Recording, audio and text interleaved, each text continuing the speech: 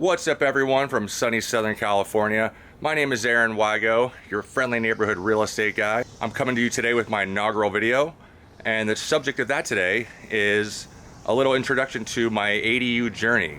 For those of you who don't know, ADU stands for Additional Dwelling Unit, and they are all the rage right now in California because the state of California is incentivizing homeowners to build on their property to help alleviate the big housing crisis we've had for a few decades now out here. And so I just wanted to go over what I've dealt with. I haven't actually built it yet. You can see here in the backyard there is no ADU. There is only our above ground pool. So we bought this place out in 2012. We're here in Lake Balboa. It's a little neighborhood west of Van Nuys, west of the 405 in Los Angeles. And it's a cute little neighborhood we bought in 2012. It was a 2-bedroom, 1-bathroom house built in 1950 when they built a bunch of GI homes after the war. And seemed like nobody did anything for 60, however many years that was, 50 to 2012, 62 years. I mean, they were still original windows, doors. The whole place was a wreck. And so it was a flipped house when we bought it. We were FHA buyers, put the minimum down payment down.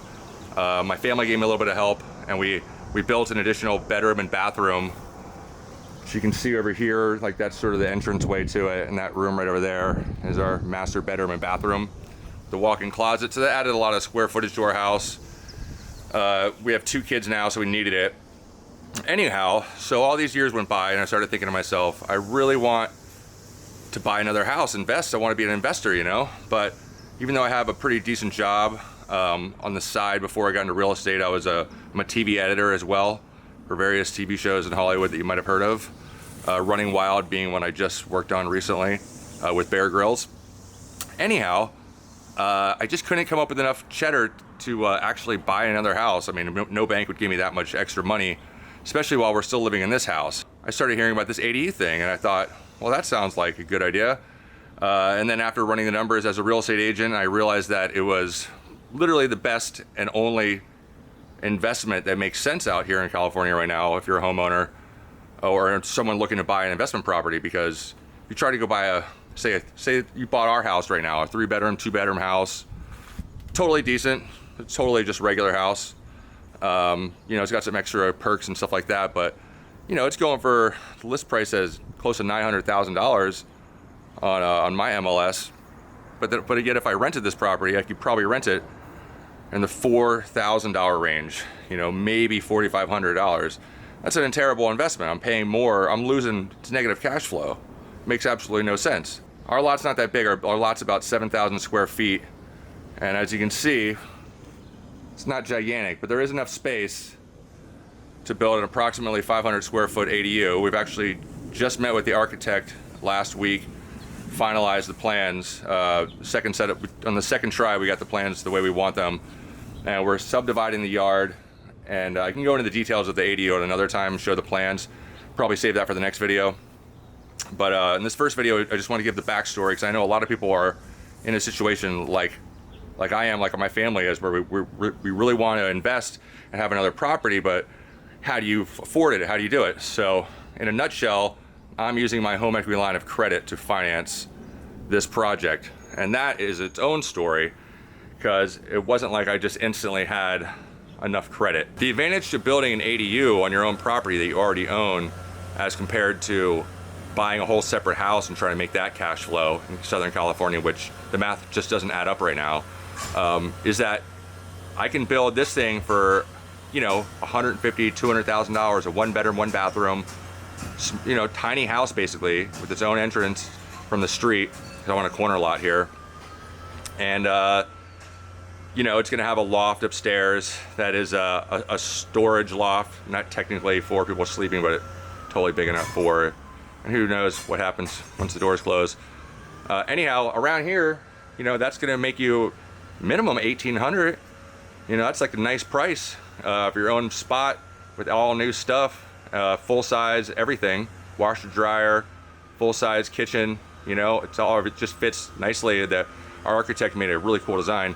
But that's gonna make me $1,800, $2,000 right off the bat, and that should be enough to pay the money for the loan off in a few years, you know, and definitely make the monthly payment. So in a way, it's going to be a minimum breaking even and probably cash flowing instantly, and certainly cash flowing within a few years, and then forever on after that. So it's really, and it's a much lower risk. Now that I have the HELOC, I don't have to deal with the bank anymore.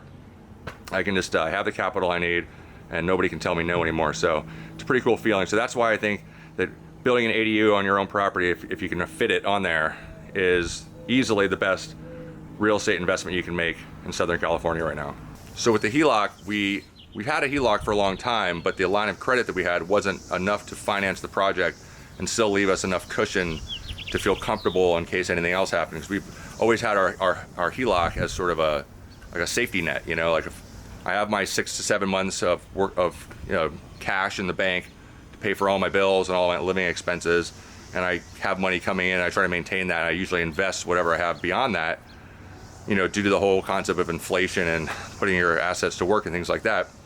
But so I'm, you know, with the stock market the way it is, I dabbled in crypto. It actually worked out for me a little bit, but I got out before the whole bottom fell out. That stuff's too crazy for me. I'm looking to make money the old-fashioned way. I am a real estate agent after all. Figure let's invest in real estate. We bought our house in 2012, as I mentioned, for $305,000. Seems like an absolute bargain right now, but at the time it was still a lot of money for me. I wasn't as far along in my TV career at the time, and my wife was pregnant, so she was going to have to quit her job. So there was a lot of stress going on at the time.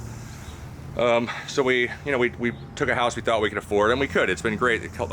Even when we refinanced the first time to get cash out, you know, our payment stayed the same. We got like $40,000 of cash out because the interest rates kept going down from the time that we bought in 2012. I don't know what we bought at, but it was like, I think it was like 4.5, I want to say, maybe 5% interest. And then it just kept coming down over the years. So I refinanced like 3 times over those 10 years and just got a bunch of cash out each time, kept my payments about the same around, with like interest and mortgage and all the taxes and insurance, yada yada. Ends up being about $2,100 a month. Again, in Los Angeles, a complete steal for a 3-bedroom, 2-bathroom with a you know, an enclosed garage.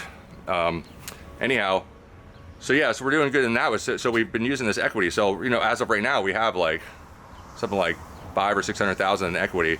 So that wasn't an issue with the HELOC. The issue was my loan, my debt to income ratio. So I had a $150,000 HELOC, and that was good. I was happy with that at first.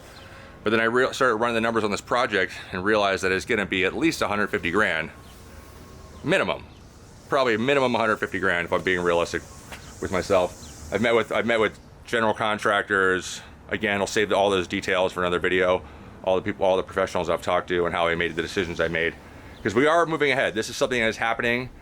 If you're watching this video and you're thinking about the same kind of thing, over the next, you know, few months, I'm gonna let you see the whole process. I'm gonna show you the plans, you know, talk about the people I hired, why I hired them, maybe show you the different bids, things like that. So I'll give you the whole thing, because I know this is a scary thing, you know, like to go through with something like this. You're putting a lot of your eggs in one basket, but I still have concluded that this is the smartest decision for me and my family to help create generational wealth. So we're moving ahead with it. You got to take some risks in life, you know. So anyway, so I had a $150,000 HELOC. And that wasn't enough. I thought I needed at least $250, right? That would make me feel good, because then I could maybe spend $150, maybe it goes over budget, ends up being $180, worst case scenario $200, God, hope not. And then I'd still have, you know, $50 to $80 sitting there just in case. It's a buffer zone, you know? You always want that buffer. Here's the trick I'm gonna give you guys, okay? This is good stuff. I'd heard about this. I tried it. It totally worked. I happen to be not only Aaron Wigo, the Realtor, but I'm also Wigo Home Productions Incorporated, an S Corp, and I am the CEO / president / 100% shareholder in this company, which opens up all kinds of opportunities for me. I established this business for my television editing career. A lot of us in Hollywood do this to write off a lot of stuff. Very liberal write-offs in Hollywood. So the trick is, I basically was offered a line of credit, a business line of credit, short-term hard money loan through my payroll company, Intuit, because I haven't used them for my payroll and stuff like that. Anyhow, I got offered up to like $50,000 business line, not a business line of credit, that's something different. No, a business loan at a higher interest rate. It wasn't great, it was like 12%. So I basically took a $40,000 line of credit out, business line of credit, that I was due within 18 months. So it was a large payment. It was like $2,000 a month or something like that, at 12%. And I basically got the money in my bank account. I paid off all of my personal debt, and then I reapplied for a home equity line of credit, a new one with a different bank, and I was prepared to disclose anything they want me to disclose. I was not hiding anything. None of this is illegal. This is completely legal maneuver. And if they had asked me, does your corporation have any debt, I would have had to disclose that. I was never asked once. Just went through, and it just, boom, I just got the $250,000 line of credit. There was no strings attached outside of any other normal thing. Standard 10-year draw, where you pay only the interest in the first 10 years, and then a 15-year repayment after that. After I got the line of credit, I still owed a bunch of money at a very high interest rate, at a high monthly payment for the business line of credit. So then I simply used my HELOC to pay that back. The HELOC was at a much lower interest rate. I think it was 6.5. It's up to like 7 now. It keeps going up with the interest rates generally going up. Once the HELOC was secured and all the paperwork was official, I just immediately paid off that corporate loan with the HELOC. And so, that was overall the best. And that brought the monthly payment down from, it was something like $2,000 a month, back down to the minimum monthly payment is now the interest only. And so it's about a little over $250 or something like that.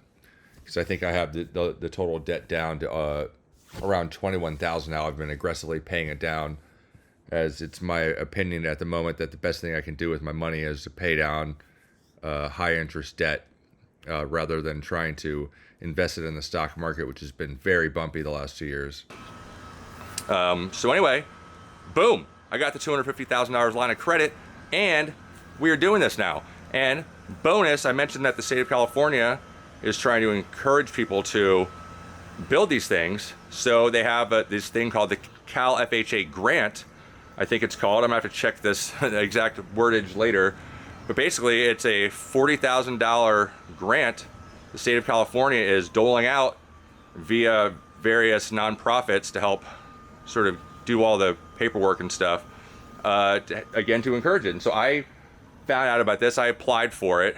I'll put the website in the description below. I applied for it. Months went by, I didn't hear anything, completely no information. You just go to their website and it's like, you're still in processing. And then one day, I just got a thing. This is a long story. I'll make that a separate video, just that whole process, because basically I got the $40,000 like a few weeks ago. I'd already decided I was going to go ahead with it anyway. And then on the cherry on top was I got this $40,000 grant that pays for all the pre-construction soft costs, like the architect that I paid, like all the trenching and digging and crap like that, all the site work, excavation, yada yada. Pretty sure it's going to add up to at least 40 grand. And when the thing's all done, that money goes into basically an escrow account when you're awarded the grant, and it sits there until you're done with the project. And when you have your certificate of occupancy, then you submit your invoices for the work that you paid for, and they reimburse you. So essentially free money, so long as you actually finish the project. So that's pretty awesome, and that just made it a no-brainer. So I think I'm gonna make that it for right now. This video's gotten longer than I thought it would. Next time I think I'll talk about some of these other things I mentioned, go into more deep dive detail about the stuff. We can talk about when you actually start working on it, the pros and cons of hiring a general contractor versus being an owner builder. So we'll save that for the next time. I think my kids just got home, so this is a great time to stop this video. Peace, my name is Aaron Wigo, your friendly neighborhood real estate guy, and we'll catch you for the next chapter of my ADU saga. Catch you later.